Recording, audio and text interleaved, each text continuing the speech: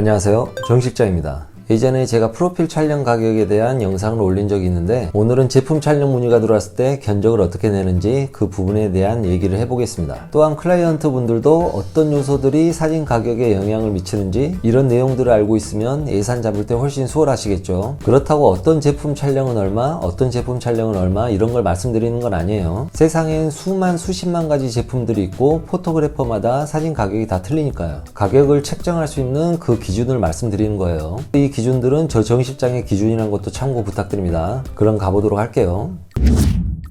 첫 번째로 촬영할 제품의 종류를 알아야겠죠. 당연한 거죠. 뭐 공기청정기를 촬영하는 건지, 화장품을 촬영하는 건지, 뭐 핸드폰을 찍는 건지 알아야 하니까요. 여기서 중요한 거는 제품의 재질을 알아야 한다는 거예요. 겉표면이 반사가 심한 재질인지 아니면 반사가 없는 무광 제품인지 이걸 꼭 알아야 해요. 왜냐면 반사가 심한 제품들은 반사가 없는 제품보다 촬영할 때 해야 할 일들이 2배는 많아져요. 심지어 컴퓨터 작업이 들어가야 하는 경우도 많습니다. 촬영할 때 주변에 반사되는 걸 전부 막든지 아니면 컴퓨터로 전부 지우든지 해야 할 게 훨씬 많아집니다. 그래서 전 실제품 사진을 핸드폰으로라도 대충 찍어서 보내달라고 합니다. 사진으로 봐야 반사가 어느 정도인지 알 수 있으니까요. 두 번째, 크기를 알아야 해요. 아무래도 작은 제품보다는 부피가 큰 제품들이 컨트롤하기 힘들기 때문에 가격이 올라갈 수밖에 없겠죠. 예를 들어 마우스보다 큰 냉장고가 더 견적이 올라가겠죠. 세 번째, 촬영할 제품의 수량을 알아야 합니다. 촬영해야 할 제품의 개수. 같은 제품이더라도 디자인이 조금씩 다를 수도 있고, 또 같은 제품이더라도 색상이 여러 가지일 수가 있어요. 가끔 클라이언트 분들이 잘못 아시는 경우가 있는데, 모양이 같더라도 색상이 틀리면 다른 제품인 거예요. 예를 들어 모양이 같더라도 빨간색, 파란색, 녹색이 있으면 촬영 견적은 3가지 제품으로 보고 견적을 내는 거죠. 왜? 3가지 색상을 다 따로따로 찍어야 하니까요. 당연한 거겠죠. 이 앞서 말한 3가지, 제품의 종류, 제품의 크기, 수량, 이 3가지가 견적을 내는데 가장 기본적인 사항입니다. 그럼 이런 걸로만 견적을 내면 되냐? 아니죠. 이 말고도 아주 많습니다. 자, 네 번째, 한 제품당 꼭 필요한 최소 필요 코스를 물어봐야 합니다. 한 제품당 A컷이 꼭 10컷은 나와야 해. 아니면 한 20컷 정도는 나와야 돼. 클라이언트가 요청하는 필요 코스가 많아질수록 견적은 올라가는 게 당연하겠죠. 다섯 번째, 사진의 사용 용도를 알아야 돼요. 예를 들어 인터넷 쇼핑몰 상세 페이지처럼 인터넷상으로만 보는 웹용이냐, 아니면 잡지 같은 곳에 나오는 인쇄용이냐, 아니면 백화점 외벽 같은데 크게 걸리는 대형 프린트용이냐, 여기에 따라서도 견적이 틀려지죠. 웹용이나 잡지 지면 광고용까지는 400~500만원 정도의 35mm DSLR 정도의 카메라면 충분하지만, 건물 외벽에 걸리는 대형 프린트용은 아무래도 4~5천만원 정도 하는 중형 디지털백 카메라를 사용해야 하니까요. 들어가는 장비값이 틀려지죠. 그에 따라 견적도 틀려집니다. 근데 여기서 불편한 진실 하나 말씀드릴까요? 솔직히 대형 프린트용도 400~500만원짜리 카메라로도 충분합니다. 아무리 고해상도 중형 디지털백 카메라를 사용한다고 해도 백화점 벽면에 걸리는 그렇게 큰 사이즈로 프린트 하잖아요. 가까이 코앞에서 보면 인쇄용 도트가 보이기는 다 마찬가지예요. 데이터는 고해상도지만 프린트가 못 받쳐주는 경우도 있고, 프린트되는 재질에 따라서 해상도가 안 좋아질 수도 있는 거예요. 그리고 중요한 건 우리가 그렇게 큰 사진을 뭐 바로 앞에서 보나요? 멀리 떨어져서 보지? 해상도 따위는 보이지도 않아요. 불편한 진실입니다. 어쨌든 그렇다는 거.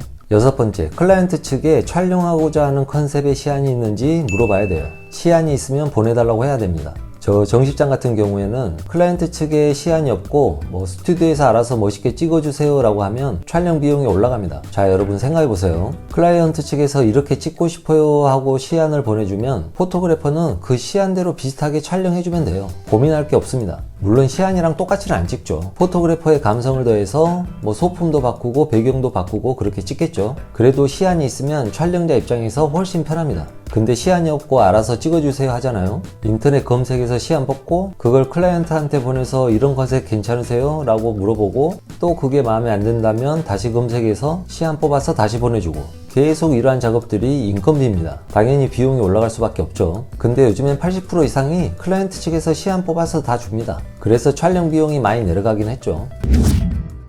일곱 번째, 클라이언트가 보내준 시안에 따라서도 가격이 틀려집니다. 뭐 클라이언트 측에서 보내준 시안이 바닥판이나 뒷배경이 단색이거나 뭐 종이 배경지 같은 간단한 컨셉이야. 그럼 그렇게 비용이 안 올라가죠. 근데 보내준 시안이 뭐 창가 느낌이나 주방 세트 같은 그런 세트가 필요한 거야. 그럼 견적은 올라가죠. 목공 작업을 해서 세트를 만들던지 그런 느낌의 인테리어가 되어 있는 렌탈 스튜디오를 이용하든지 해야 되니까요.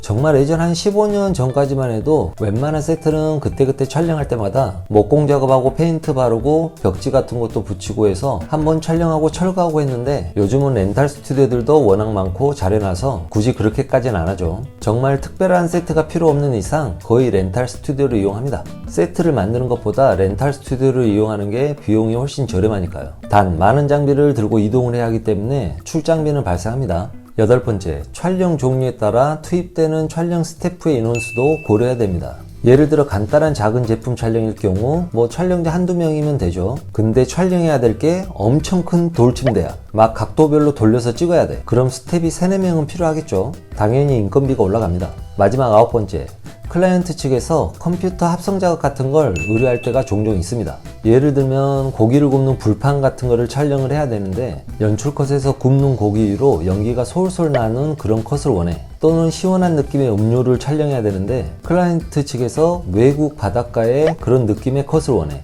그럼 합성 작업이 들어가야 하죠. 예전엔 클라이언트 측 자체 디자이너들이 그런 작업들을 다 하긴 했는데 요즘엔 디자이너가 없는 회사들도 많기 때문에 스튜디오에 의뢰하는 경우도 종종 있습니다. 이럴 땐 컴퓨터 작업 비용이 추가가 되죠. 여기서 팁 하나 드리자면 찌개나 국 같은 수증기 종류의 연기는 실제로 끓이면서 촬영을 해도 됩니다. 그 수증기류는 금방 없어지거든요. 근데 고기 굽는 연기 같은 걸 표현할 때는 그릴 자국만 실제로 내고 연기 같은 건 합성하는 게 나아요. 실제로 고기를 구우면서 연기를 찍으려고 하면 생각보다 연기가 잘 표현도 안 되고 모양도 안 이쁘게 나오는 경우가 많아요. 또 고기가 생각보다 금방 타버리고 스튜디오 안이 금방 연기로 가득 차버립니다. 냄새도 심하고요. 합성 작업이 비용이나 시간이나 퀄리티 면에서 훨씬 낫습니다. 아시겠죠? 이 정도까지만 말하고 정리하도록 하겠습니다. 제품 촬영 의뢰가 들어왔을 때 견적을 내기 위한 체크사항. 첫 번째, 제품의 종류와 재질을 알아야 한다. 반사가 없는 제품인지 반사가 심한 제품인지. 두 번째, 제품의 크기를 알아야 한다. 세 번째, 촬영할 제품의 수량을 알아야 한다. 여기서 중요한 거는 같은 제품이더라도 색상이 틀리면 개별 제품으로 취급을 해야 한다. 네 번째, 제품당 최소 필요 코스를 알아야 한다. 다섯 번째, 사진의 사용 용도를 알아야 한다. 웹용인지 인쇄용인지 아니면 대형 인쇄용인지. 여섯 번째, 클라이언트 측에서 원하는 촬영 컨셉 또는 시안이 있는지 체크해야 한다. 만약 없으면 디렉팅 비용이 추가가 된다. 일곱 번째, 촬영 컨셉의 난이도를 체크해라. 단색 배경의 컨셉인지 세트가 필요한 컨셉인지 컨셉에 따라 비용이 달라진다. 여덟 번째, 투입되는 촬영 스텝의 인원수를 체크해라. 마지막 아홉 번째, 촬영 후 특별한 컴퓨터 후보정 작업이 필요한지 체크해라. 이렇게 저 정 실장의 기준으로 제품 촬영 의뢰가 들어왔을 때 견적을 내는 기준에 대해 말씀드려 봤습니다. 다른 포토그래퍼 분들은 다른 사항들이 더 들어갈 수도 있고 아니면 더 빠질 수도 있어요. 견적을 내는 방법은 사람마다 다 다릅니다. 어쨌든 제품 사진을 시작한 지 얼마 안 되신 분들한테는 이러한 내용들이 조금은 도움이 되리라 생각합니다. 요즘 코로나 때문에 모두들 힘든 시국을 겪고 계시는데 그래도 모두들 화이팅 하시고 또 다음 영상에서 찾아뵙도록 하겠습니다. 고맙습니다.